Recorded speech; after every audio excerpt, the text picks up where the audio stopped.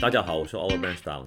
So perhaps you're one of these white-collar workers where you're working maybe pretty late into the evenings. Maybe you're still doing emailing before you go to bed, or you're watching videos before you go to bed, and by the time you check, it's already past 1 a.m., and then you go to sleep.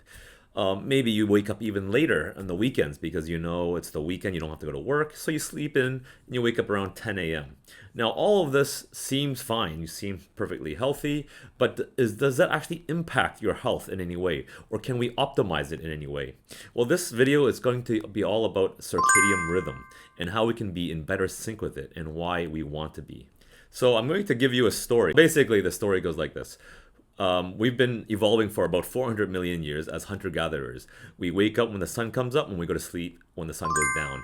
Now, that's our rhythm. We follow the sun, and this has been working very well for us until the invention of electricity, and that has completely thrown our nighttime schedule a whack. So the story I want to say is because I want to demonstrate what a circadian rhythm is, which, as you guys know, it follows the sun's schedule. Now, when you talk about the circadian rhythm, it was actually quite well defined when these scientists went into a cave for 31 days, a cave that was so deep, probably the deepest in the world at that time when they discovered it, because they wanted to be completely cut off from the sun, completely independent, and they would record their daily ritual for 31 days. To see if their rituals and their patterns actually matched up with what a normal day schedule looked like without any contact with the sun whatsoever. And what they found was that their circadian rhythm inside of themselves, without the influence of the sun, was approximately 24 hours. It wasn't exactly, it was slightly longer than 24 hours, but for the most part, there's this part of their brain that actually controls their timing. And that's called the suprachiasmatic nucleus. That's just behind the eyes. And it actually clocks their daily ritual. Circadian rhythm is actually a very important thing to pay attention to because it controls many biological needs.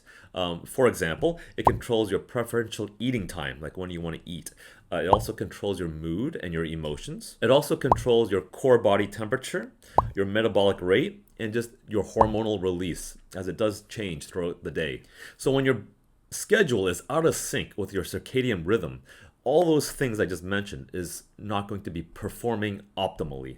And so if we're talking about improving or enhancing your health, how can we get into better sync with our circadian rhythm so all these things are actually optimized? So there's this awesome book called Why We Sleep by Matthew Walker. And it talks a lot about these cycles during our day. And a lot of the time when we're awake, it's because that our cortisol level is high. Once you wake up, your cortisol level shoots up, which is your stress hormone, and that's actually what makes you very awake. So you start off the day fresh. But also what starts to build up once the minute you awake is adenosine, which is a neurotransmitter. It's a chemical in your brain that is actually called your sleep pressure. So as the day goes by, that sleep pressure builds up and builds up and builds up until you get to around 10 p.m. where that sleep pressure is so high, there's so much adenosine in your brain that you want to sleep. It's so heavy, it just kind of pushes your eyelids down and you want to sleep. As adenosine builds up, also it's your circadian rhythm that actually keeps you awake. So adenosine slowly building up, but your circadian is already high, you're very awake, and that actually starts to come down so you're not as wakeful as your adenosine builds up. So it kind of has this graph where it is at its peak, and then that gap is at its most when you're trying to go to bed at night. So again, once you are able to match up with your circadian rhythm, your sleep quality improves a lot. Your metabolism improves, your productivity improves. So good quality sleep means that you're getting the right amount of deep sleep, the right amount of light sleep, and the right amount of REM sleep, which is your dreaming stage. All of them are very important in the right proportion at the right point at the evening is also very important. And so when you have poor quality of sleep, all that becomes very erratic. And then the next day, you're not going to be as productive. Okay, so how do we get into our circadian rhythm or get better into our patterns of sleep? Well, first is, and the most important, is light. The first thing you do when you wake up is to get exposure to sunlight. So whip open those curtains, get exposed that sunlight onto your face, and at least 5 minutes of being outside would be ideal.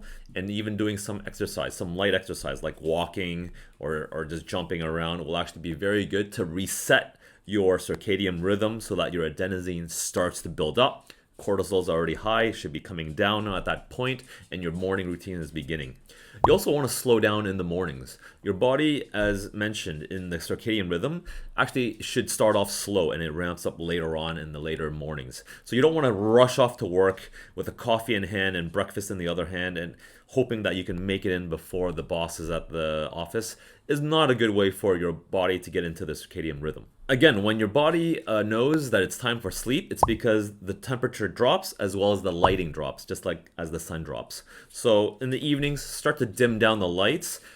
Stop watching so many screens. It's better to have more yellowy, orange light rather than blue light.